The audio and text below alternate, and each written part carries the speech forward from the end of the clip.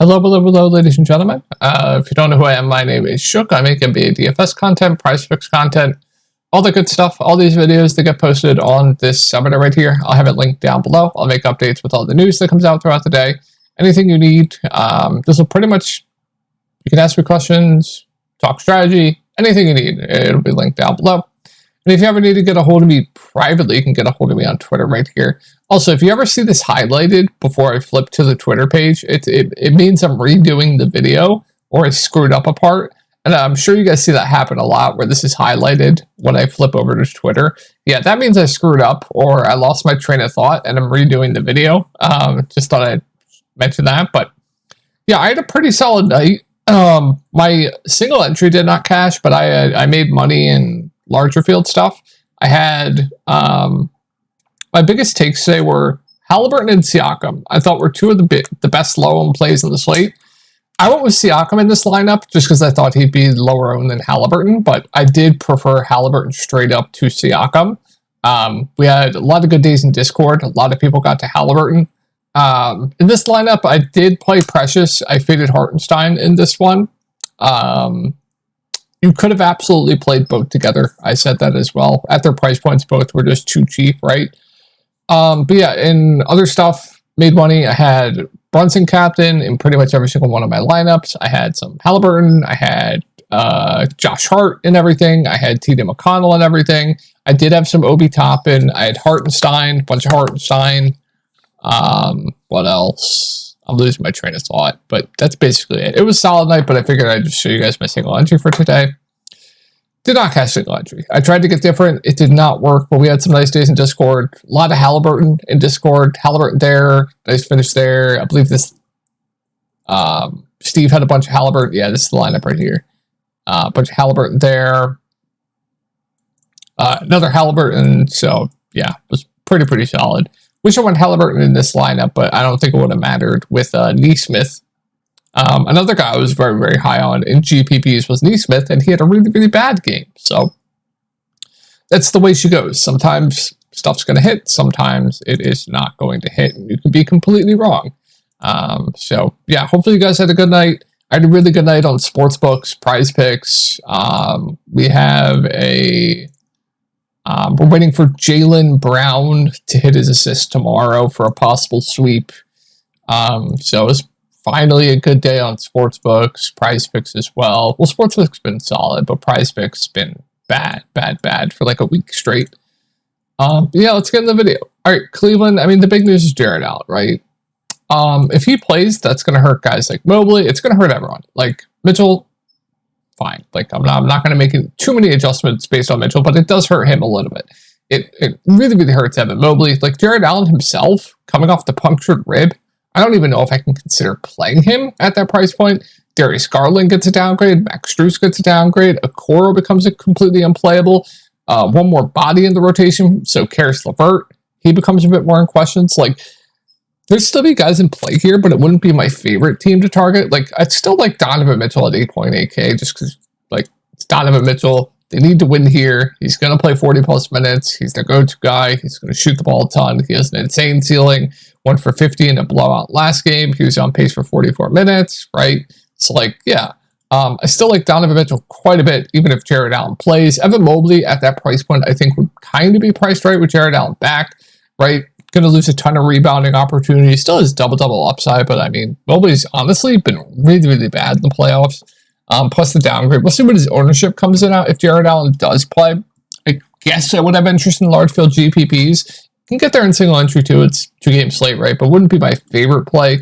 And like I said, Jared Allen, I don't know if I can pay that price point for him coming back. Like, I've been doing a ton of digging on Twitter, watching videos. The game before, the first game, Boston-Cleveland, he was sitting on the baseline at shoot-around. He couldn't even get up. He tried lifting up his arm. He could barely lift up his arm.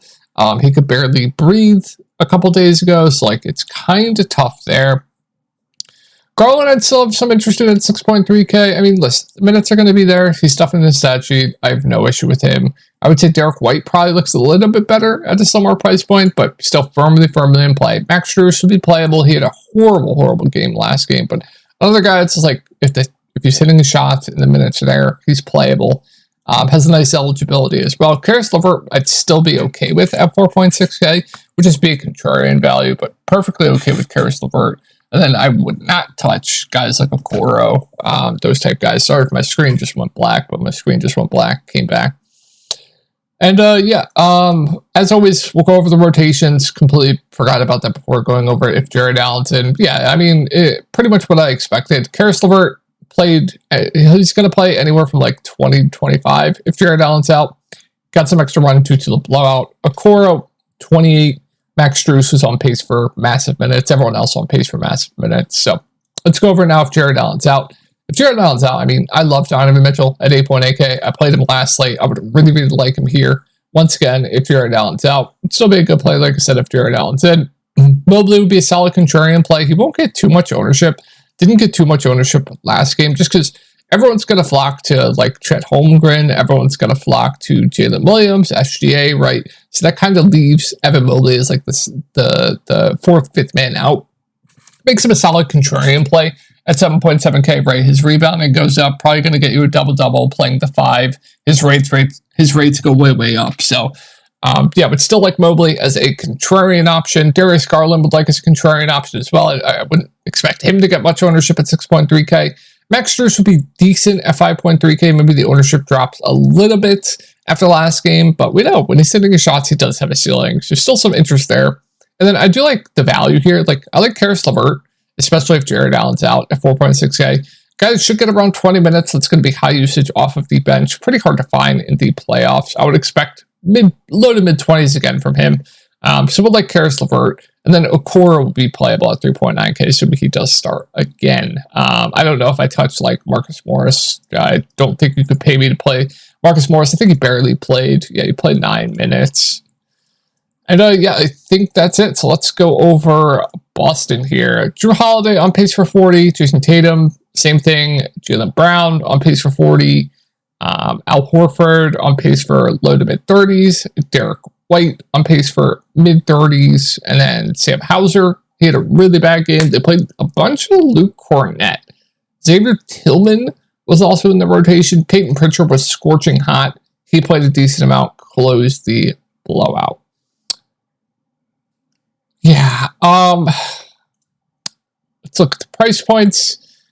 All right, I think the guys with Kristaps Porzingis that stand out to me once again are going to be the same guys that stood out to me in the prior slate. Like Al Horford, Jaylen Brown, Jason Tatum, I think are probably the best options with Kristaps Porzingis out.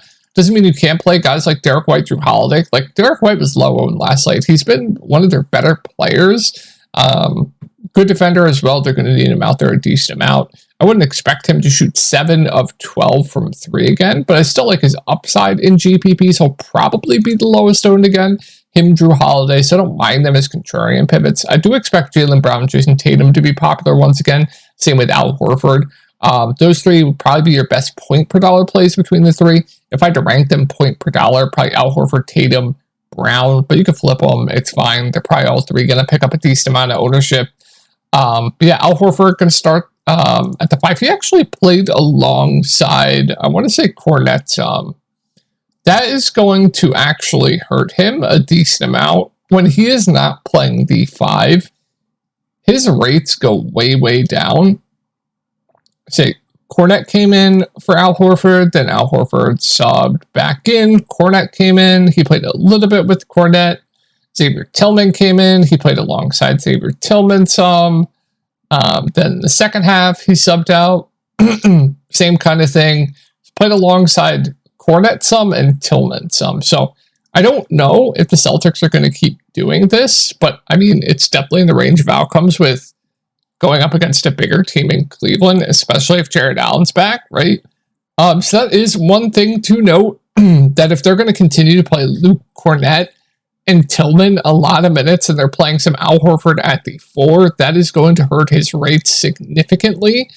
But if he does get the 5 minutes, I really, really like him at 5.7K. So that's one thing you have to like make a tough call on, is if the field, they're going to assume he's getting all the 5 minutes. Once again, could be a little bit overowned. It's still a really good play regardless. But yeah, his rates at the 4 compared to the 5 are definitely going to be staggering. And then kind of went over Derek White, Drew Holiday. Really like Jaylen Brown. I think Tatum's a really good spend up. I do prefer SGA once again, though. And then Jaylen Brown, I think, is really solid. And then we get into the bigs and the value here. I like Peyton Pritchard. You guys know I was really high on him last slate. He was 8% owned last slate. I doubt he comes in at 8% owned once again, but he's been incredible for them in the playoffs. He's had a really nice role. I would expect around 20 minutes once again from him. Good point per minute guy. Price came down, so I think he's a really solid value. I think he'll probably be a lot more popular than he was last slate. And then Luke Cornett is playable at 3.8K. Like, if I knew he got 21 minutes again, I'd probably play it. So I do think Cornett's a decent value, but I think he might go a bit over-owned. We shall see. And then not going to play Hauser. But yeah, that's interesting. What Boston did with the center rotation there. That could be very interesting for game theory tomorrow, and I'll go over that more on Discord and stuff tomorrow. All right, who are we going over first here? We're going over Dallas. All right, so obviously the game blew out. We had 2 blowouts here. I believe it blew out. Yeah, it blew out, so everyone lost minutes. All right, so for Dallas, Luke was on pace for like the entire game. Came out for 2 minutes. Derek Jones Jr. on pace for mid-30s. P.J. Washington would have played big minutes, but he got into foul trouble. Gafford played a majority of the center minutes. Lively didn't play too much. Kyrie on pace for big minutes. Then you saw a mix of like, Josh Green, Tim Hardaway Jr. That's basically it. All right, looking at price points, I think Luka 11.6 is a good contrarian spot up. He's going to be low owned, like 25 to 30%, maybe a little bit more. We know the ceiling he has, right? Probably going to get you close to a triple-double. Like, he looks great. Price came down, which is nice as well. There's value. If you want to fit him in, I think it's solid. Kyrie Irving at 8.7K, more of your contrarian play. Actually, might be a bit more optimal. Actually, it's probably easier to get to Kyrie than it is to Luka, but I don't mind him. I think there are players I'd rather play over him. I'd rather play Donovan Mitchell. I'd rather play Tatum, right? So I don't mind him, but there is a guy I like here. There's 2 guys I like here quite a bit, and they're both Daniel Gafford, P.J. Washington. P.J. Washington at 5.6. I mean, they need him out there for all the minutes he can handle.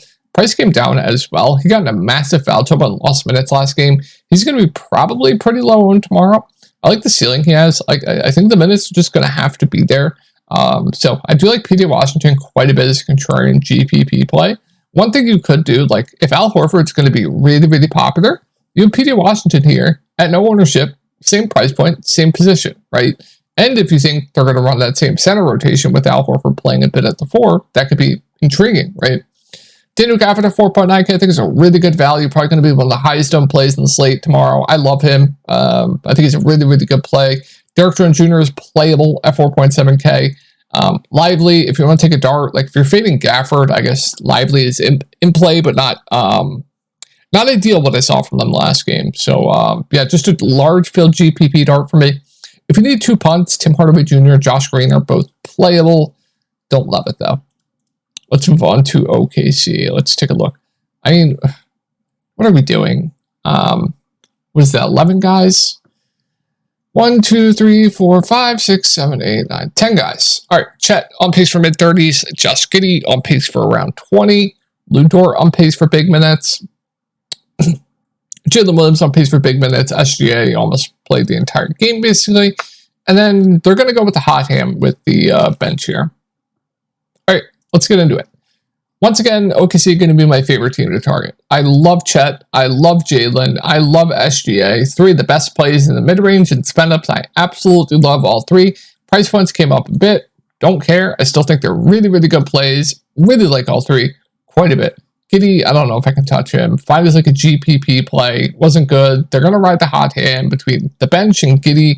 Don't love it. Lou Dort, I think, is very safe for value. Another guy where they kind of need his defense out there. If he hits his shots, he does have a ceiling. So he's a solid value. If you ask me, him or Derek Jones Jr., probably give the edge to Dort. Derek Jones Jr. probably is the higher ceiling, though. And then with the bench value, I mean, we saw a lot of guys crush off the bench. We saw Aaron Wiggins absolutely crush off the bench. We saw Jalen Williams absolutely crush off the bench. I want to say Joe had a decent game in limited run. 15 fantasy points in 15 minutes. And I think that was it. That's mainly the guys. Casey Wallace, I think, actually had a good game too. So you saw all the bench guys crush here. Your guess is as good as mine. What they're going to do with the bench, they're just going to go with the hot hand between the guys. I would not play Jalen Williams. Probably more for like 150 max play. He crushed in garbage time. But these guys are in play, like Wiggins, Kaysen, Joe. They're just going to ride the hot hand between them. I have no confidence in any of their minutes. Like, I have a feeling the field's probably going to gravitate towards Wiggins because of the last game.